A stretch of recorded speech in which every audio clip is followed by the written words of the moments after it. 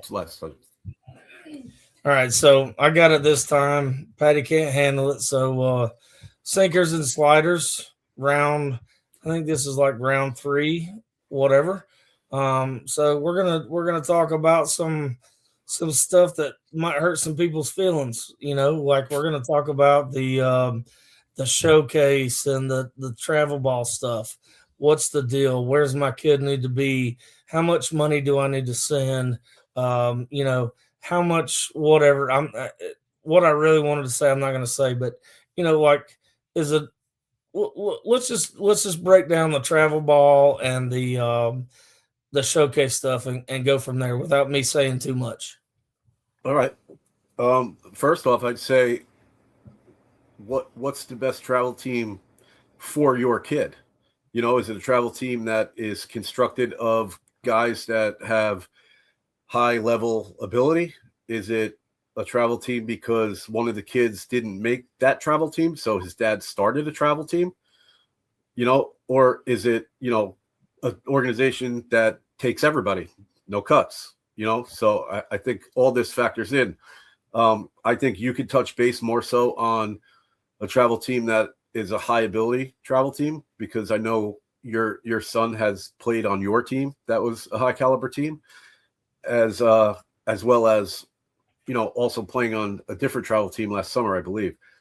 Back in the maybe about 2010ish, around there, I was coaching teams where we would, 2003 was probably the best team I ever coached, and that was the first year I got out of baseball. I think we had 3 losses and like 57 wins, or 47 wins or something like that, but it was 18-22. I had college kids on my team already that were in college, so it was a little different. But what's your take on your son kind of going through the process right now, as well as been through it recently? Well, I mean, I think you start off with like when me and you grew up, there wasn't travel ball. There No. was there was rec ball or whatever you want to call it, where there was a dad that somewhat knew the game, that taught you the game, and you played. So if you want to call it rec ball, you want to call it whatever you want to call it, there was a dad that halfway knew the game that was going to try to make you better if he could. And Yeah. this travel ball crap has involved, and don't get me wrong, when I say travel ball crap, at one time I had 7 or 8 teams in my organization. So it's not just crap, but it's the same thing that it was when I was growing up, like on the rec balls like circuit. Like you had a parent that cared, that knew, and that's what they taught, and they taught you the right thing. But now, like, travel ball is watered down. Like there's Yeah. There's so you many know teams. it, Now, if you take an organization, a big name organization, and I'm not going to drop names, I'm not gonna do that because it is what it is. But if you take a big national organization, like they're going to keep 50 kids, 10 of those kids are good. The other 50, they're going to take their money and make 2 more teams or 3 more teams. You know what I'm saying? So yeah. I think it's kind of a moneymaker now. The whole travel ball deal is a moneymaker because, like, you go to rec ball now, you've got moms coaching 12U baseball that have never played a game in their life because they Yeah. can't find coaches. In the South, that's the way it is. You know what I'm Well, let me saying? ask you this: Is up there, when but you were coming up down there, and obviously in Ohio earlier on, did you have like American Legion, Babe Ruth? yeah, Oh, you did. Okay, because that's kind of like, that was the travel that I played when I was like 16. We had like the whole county would have X amount of guys, and we'd have a Babe Ruth, all-star team kind of, and we try to get to the World Series, which we did one year. We made it when we were 16. I mean, like the first Carmel. real travel ball that I played was like Connie Mack. My junior year, I went back to Ohio from South Carolina, back to Ohio to play with a Connie Mack team in Ohio. And I mean, like, dude, I could drop names of kids that were on that team. I mean, one of them is still the offensive coordinator for the Houston Texans. Like, he was great at baseball, but I mean, it was like an LSU kid, do whatever. So it's kind of like your national teams now, and everybody wants to think that there's a national team at 15. Well, that's bullcrap. The only national team is at 17. Like 17U is your 16, 17U is your true national team.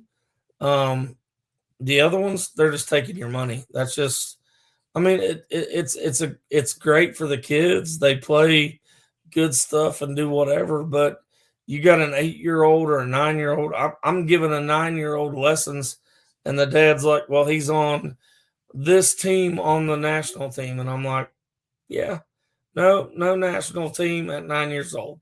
You know what I'm saying? Yeah, we had one thing that kind of I had heard was that basically you have your 16U team, for example. Let's just say that's the legit team in the organization, and you have a 10U, 11U, 12U, 13. Those teams are paying for the 16U team to travel. Like that's how most organizations do it. Yes. Yeah. So I mean, and listen, I'm all for putting together a travel team if it makes a kid puff his chest a little bit and think that he's good enough to play. But I'm not a great believer in false hope, right? So I'd rather just give him the facts. So again, it's a tough thing to navigate, like you said earlier. It's going to hurt some feelings. Is every travel organization a competitive one? Absolutely not. Off the top of my head, I can name 8 of them right now that are in the county that I live in easily. And if all those teams had won, they'd probably be pretty legit. Yeah.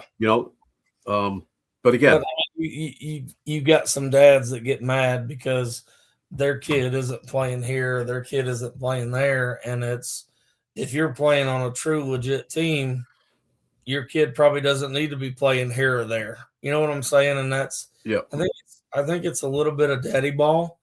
I mean, the way the world's going around and done, it's a little bit of daddy ball, and it's a little bit of some other stuff. But if your kid's good, then there's gonna be a team that's gonna find him that wants him to play, and kind of go from there. But let me ask you this question: if you're a high school baseball player, freshman, JV, varsity level, Right? How do you feel about a kid playing spring travel ball during your spring high school season? I mean, I don't think you do that if you're on the high school team. That's just me. Like, you That's don't. Me too. I agree, especially if you're a pitcher. If you're playing C team down here is middle school, so if you're in middle school and like most of our middle school programs, without throwing anybody under the bus, most of the middle school programs suck. So if they wanted to pick up a tournament here and there on the weekend, and let me rephrase that, here and there, not every weekend, but here and there, to get some work to do, I'm okay with that. But if you're JV or varsity, like even in the spring or fall, you just don't do that. You know what I'm saying? Yeah. Like, give the respect to your school program and what you're doing. And if the school program is not enough, then come talk to me and see. I mean, if your kid's a pitcher and he's on fall ball with the varsity team and he hasn't pitched in 8 weeks, then let's get a bullpen. Let's go. Let's find a travel team and do. It's kind of the same thing as spring and fall. Like, get our work in, but school ball comes first. Yeah. I feel like people get it a little twisted, right? They think that the more games their kid plays, the better they're going to get. Unfortunately, it's the more they practice, the better they're going to get. I mean, I feel like I could play 4 games and strike out 12 times. Yeah. Or I could go to practice for 6 days, hit in the cage, hit off a tee, discover what's wrong with my swing if there's something wrong, make the adjustment that needs to be made. I can, unfortunately, a young 14, 15-year-old kid, he probably doesn't know how to make that adjustment in game yet. Right. You know? Yeah. So, and I feel like maybe the JV level would be a good level where it just kind of it stops, because the argument's going to be, but my kid never plays on the high school team. That's why I haven't played travel. So, again, it's like back and forth, back and forth. I mean, I think that's one of those kind of give and takes. I think if you're good enough, you're going to be playing on that JV team. If you're good enough, you're going to be playing on that varsity team. If you're not good enough and you want to give me the I'm not playing, then yeah, maybe you should go play, do whatever. But there again, I think I think the first time we talked about it, like we're not only dealing with kids, we're dealing with parents. And when you're dealing with those parents that think their kids better than what they really are, like, come on, dude. You know what I'm saying? Like, come on. I mean, you're paying $2,000 a season or $4,000 a season. Yeah, you dang right they're gonna let you play for $4,000. Yeah, I mean, I have a couple kids. You have a couple kids. Fortunately, I have 3. None of them played baseball or softball, minus t-ball. So I never kind of ran through that. Only as a coach and as a guy in the baseball world where I am did I kind of see it. When I moved out of New York for a little bit, the place that I went and the facility I worked at, I could tell there was, it was about the dollar. It didn't matter ability. Let's just get as many kids in this uniform as we can, and fill our pockets, type of thing. And it's tough, But I do feel that if you're on a travel team and you have a coach that's a baseball guy, I think it's beneficial, because my goal at the beginning of every season, wins and losses are, going to happen. Wins are great. Losses, obviously, nobody hates to lose more than I do. But I always tell the kids, the goal is from the beginning of the season to the end of the season, it's my job to make you a better baseball player, and for you to learn something and learn the game. Listen, I ran an organization, and I still do. I've got one team left out of, I think the most I've had is 7 or 8, but I ran it to the red. Like, I didn't make any money off of it. It was for the kids. Yep. You know what I'm saying? It was for the kids. So after uniforms, tournaments, do whatever, there was no money in my pocket. Now, I will tell you this straight up right now. If I ever started another team, I'm going to make some money. Like, you're not going to use my facility. You're not going to do just because I've seen it so many times, and that sucks. And that's just the world we live in. So, but I did it all for the kids for 8.5 years. Like, it's for the kids. Like, there's people, and part of it was your kid was going through it, right? Yeah, that's part of it. But there's people charging $2,000 a season. My guys are playing for $450 a season, playing the same effing tournaments, better uniforms, have an indoor facility to hit in and work in, and we're still at $450, $500 a year. So I think the most I ever charged for a team was like $600-$700, and I still made.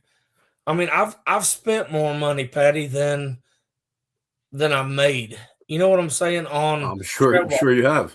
Now, I give lessons and make money on lessons, but I've spent more money than I've done. But that's not what other organizations are about.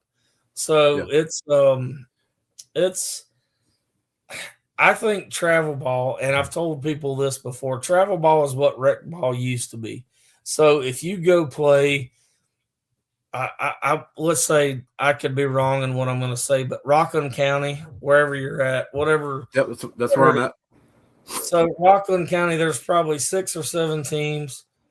If you go play on one of the 8 teams in Rockland County, it's basically rec ball. Like, you're going to get sufficient, decent coaching, but somebody's making money. That's what you're going to do. Like, rec ball. There's one organization that's not like that, but all the rest. Well, I mean, rec ball in the South is $65 to $85 to play. And they give you a bull crap uniform and a bull crap hat and do whatever. But, you're getting basically what rec ball was for me and you. Like going forward, you know what I'm saying? Like going forward, I'm not making money. You're not making money. You're playing rec ball or you're playing travel ball at $2,000 versus $85. You're just getting a coach that halfway knows what he's talking about in a better uniform. That's like realistically, that's all you're getting. Yeah, a bunch of organizations up here have gotten to the point where when the kid turns about 13, gets on the big field, a lot of them now hire somebody with a little baseball experience. Yeah. And maybe there's a parent that is an assistant coach of some sorts or something like that. Or maybe it was that parent's team and they've now employed you to coach that team. Those things have taken place. Right. I know when I worked for other travel organizations, I was usually a paid coach to do it. So I made money as a coach.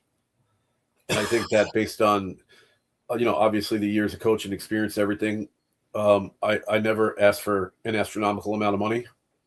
I feel like it was always in the realm of what was affordable, when it comes to the kids and stuff. And then if you factored out all the gas and driving and tournaments and this and that, I'll be honest, it wasn't a lot, So again, I do feel like in some instances it's beneficial. In other instances, I think it's bullcrap, like you said. Yeah, more so on the bullcrap side.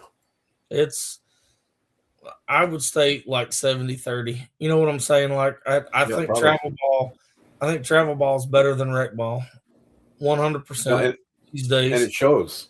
And it shows when you go to a tournament. I've got a coach that coached for me that hell, he actually started. I mean, he helped me start.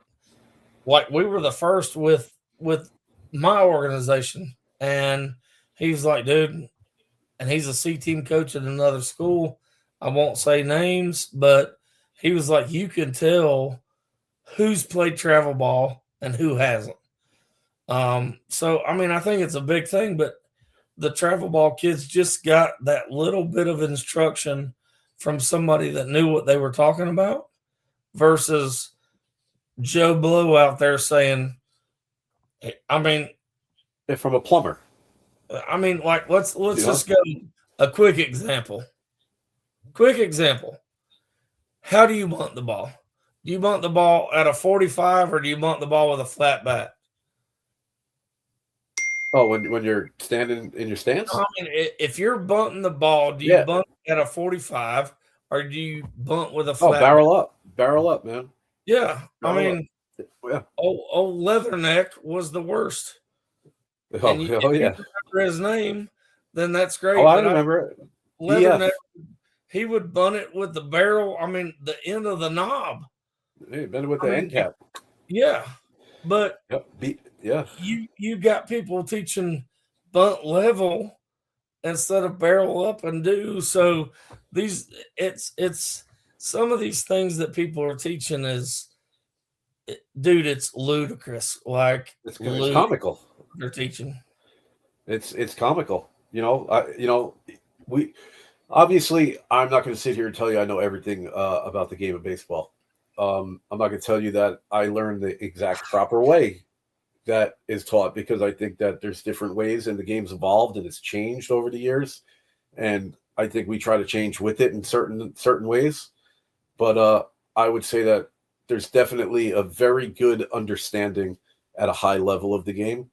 Yeah. Where there's definitely been games over the years that I've coached that I've won because I've outcoached the other guy. Yeah. And that's going to happen back and forth. I'm sure I had coaches who outcoached me in games and I've lost. But obviously as the guy who lost, you don't see that, but I don't know. It's kind of like a windy road in that aspect, but I do feel like, the 70-30 analogy is good because I think it's probably right. Yeah. Well, I just, I mean, it's crazy, man. The way the game works and it's just like it's not the game, and I understand that it's not the game that me and you played. Yeah. But how do you adjust and how do you support that? One, how do you support that with your kid? And then two, like how do you teach that? You know what I'm saying? Yeah. Well, you show them what a lacrosse stick is. Yeah. Yeah. Pretty Um, much. yeah. I mean, again, it's all. I'm all for a kid wanting to get better at a game, and I'm not here to kill anybody's hopes and dreams or kill any feelings and stuff like that. But there has to be a realistic conversation at a certain time, where it's like, yeah, this probably isn't for you, man. Like I mean, this is I said when my first kid was born, like 17 years ago, the two or three people that it was actually one. So I'm lying saying two or three, but don't ever let me be that parent that tells my kid he's better than what he is. Like, and I've never lied. I mean, I told my youngest, like, dude, you are not gonna play C team basketball. Like, you suck. So, like, you suck. Now, I will tell you this: if you'll put the work in, and if you want to work and you want to get better, then you have a chance. But if you're gonna do what you've been doing, you're never gonna make middle school basketball team. So I think we have a lot of parents that are telling their kid, "Oh, it's the freaking umpire's fault. It's the coach's fault. yeah, the It's coach is an asshole. Yeah. fault." It's nobody's fault but the kid because you're blowing their butt up and like telling them that they're a whole lot better than what they really are, and they got to go put the work in. You know what I'm saying? Can I Like, throw you I'll throw you an example. How about this? I was coaching a team. Kid on my team after the game, grabbing his bag, exiting the dugout.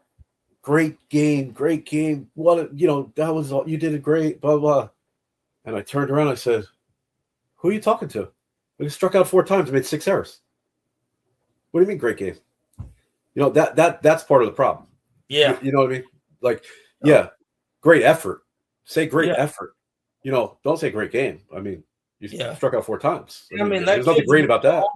I mean, that kid's gonna go home and get a fucking sorry, he's gonna get a snow cone or something because he struck out 4 times and did whatever. But like, come on, like, Yeah, get your yeah. crap together, go to work, and don't say good game when you're 0 for 0 for 0 for and do whatever. Valiant effort, but you didn't put your crap together. So you have to be able to come into that dugout and say, hey, sucks we lost, but good game. Everybody gave an effort, but like we can't like live off of that. You know what I'm saying? Well, that's the everybody gets a trophy mindset, participation, and Yeah, I, I I can't do I've that.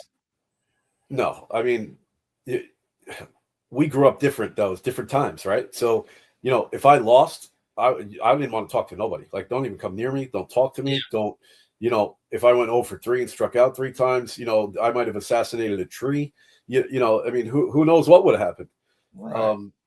But that was the competitiveness that is inside of somebody. And when that regardless if you do well or you don't do well, or you win or you lose, that the same result's going to be Dairy Queen and a blizzard, it's like, why would I work? I mean, I was making makeshift, bat tees in my backyard with leftover wood from the deck, making a ramp to roll the ball down and hit into a lacrosse net, 1,000 times a week, just anything to get better.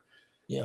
And I feel like that's part of what's lacking. What's lacking is the effort, the discipline.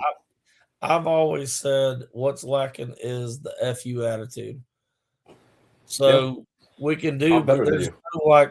there's no oomph, there's no drive, there's no, yeah, you beat me, but I'm gonna beat you. You know, I mean, like the FU attitude is gone. And I want to say that I've instilled that in my kids, but I mean, I see it kind of daily that maybe I need to do it more. You know what I'm saying? Yeah, yeah, Like yeah, definitely. it's kind of gone. You know what I mean? As a player, I always felt like, and I don't know if this correlates now with people, but I always felt like I never wanted to let my coach down. Right. And I don't know if that exists anymore. No. And I mean, and even a step forward, there's coaches that I didn't give a crap about, but I didn't want to let my team down. Yeah, oh Like, yeah, that too. Yeah, I'm gonna definitely. go do my job, and if I let you down, then I've done something wrong. You know what I'm saying? Yeah, well, you just touched base on something that I think is one of the biggest problems is the word team. A lot of people are out there, oh, make sure you get a picture of me in the batter's box so I can put it on Instagram. Yeah. Stuff like that. Like, oh, we lost, but I went 3 for 4. Like I have to what take did a way sidebar, Patty. Pitchers and catchers reported the 10th or the 11th. Yep. Had to shave. Had to get rid of the beard. You know, the only fine I ever paid in pro sports was from Jim Duquette. I showed up with this little goatee, and he fined me 2 days before I was supposed to be there, and made me shave it off. But old Jim can suck it. I'm going to keep this, but I did shave the beard off. Yeah, I got fined every day for wearing a Yankee hat to the clubhouse. And he said, you're in the Mets organization. I said, no, I'm just representing New York. Just New York. And they're like, well, it's $10 a day. I said, all right, let's see how long he makes this last. Well, $70 later, I was like, all right, I'm not going to wear this hat no more. Yeah, 7 days. I tried to break him, and he broke me. And that was that was a $20 fine 2 days early. Just I want to make sure that's clear. 2 days early for having what I have now, and then I paid one other fine because they said this was more than 2 days growth, and I argued that one, but I paid 2 fines at $25 for $50 in my pro career. So anyway, well, it looks like both of us are playing for the Philadelphia Phillies now. Yeah, well, they can They don't suck. care. I'm gonna big Or claim Toronto. there. I'm gonna keep the goatee. You know what I mean? Yeah, I mean, it was always babyface with and then you got to show your the white under the stirrups that don't exist anymore. I mean, there was some crazy stuff that we had to do. Yeah. Blue cleats. So, you know how hard it is to find blue cleats in 1997. Here's my first one, the worst one. You couldn't wear sunglasses to keep books. Like you had to wear the flip down glasses to keep a book. Yeah. So yeah, those were the days, man. The throwback days. So right. I say we end with one. We end with one thing, and let's end with one thing, and we'll keep it short. How do you feel about a guy? I don't know, hitting a double, and you would think he just arrived at Mardi Gras when he got to second base. He's doing bow and arrows. He's fist pumping. He's throwing up gang signs and all this other stuff. Like I know how I feel about it. I want to run out there and tackle him, but it's just, to me, I think the Savannah Bananas or whatever they're called, that's where that should live. I just, and I know it's gonna be hard for you not to curse right now. Yeah, I'm thinking through that. Like, act like you've done it before. Act like you've hit a double before in your life. How about that? Yeah, I mean, it's kind of like the touchdown celebrations. It's kind of like act like you've been there before now. But I will retract that just a little bit and say, like on the high school level and the college level, like I do. And don't hold this against me. Oh boy, I'm about to get shocked right now, aren't I? Yeah, I mean, I do feel like it helps the dugout a little bit. I mean, like, Oh, for sure. It keeps them engaged a little bit. my boy just hit a double. He had a little double silly and whatever. But I'm gonna preface that with, if the next guy gets one in the ear, nobody can be mad. Yeah, and that doesn't exist anymore either. You do whatever you want to do when you get to second base, and that's great. But just be prepared for your friend or your buddy, your locker mate. Be prepared for him to wear one in the ear. And If I'm on the mound, get up with catcher's gear. that's that. I mean, that's just me. Like, I'm like, celebrate all you want to. If you want to hit a home run, you want to flip your bat, you do whatever you want to do. But if me or you are on the mound, your buddy better have his ear hole blocked, because you're gonna get some smoke in the ear. That's just my personal opinion. Yeah, I'll tell you, this happened. This happened a year or two ago. High school game, down 7. Pitcher walked 2 guys, ends up striking the batter out to end the inning, no runs, and he drops a sword. Drops like the Bauer sword. Yeah, down 7 in like the 5th or 6th inning. Yeah, no place for that. And here's as realistic as I can be. I'm cool with a tying hit or something, but I've told my son, if you ever bat flip or do anything, unless it's playoffs, game-winning home run, I'm going to beat your tail. That's as nice as I can say it, after the game. Like, if you're down 9 and you hit a home run and you hit a silly, like, me and you have problems. But if it's game winning, sending you to the state championship, sending you to the playoffs, bottom of the 7th, you hit a bomb, you celebrate, I'm probably still going to be mad at you, but I'll accept it. That's kind of my line right there. You know what I mean? Yeah. Like, yeah, I'm cool with top 7, down 1, kid gets a base hit, game tying hit. There's a time and a place. Like, all right, yeah, if you want to do a little bow and arrow after that, all right. I'm not gonna, I'm kind of okay with that. I don't love it, but I'm not gonna hate on you for it.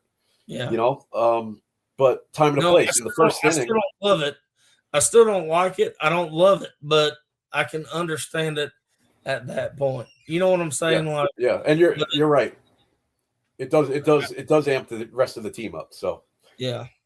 And a lot of high school baseball is momentum, contagious hitters. One guy gets a hit, next guy gets a hit, next guy gets a hit. So I do feel strong. Just pass it forward, and if we can pass it forward, then that's a good thing. But you can't do that in the first inning. You know what I'm saying? Yeah, exactly. So all right, well, another successful conversation there, buddy. I miss you. All right, I gotta see you this summer.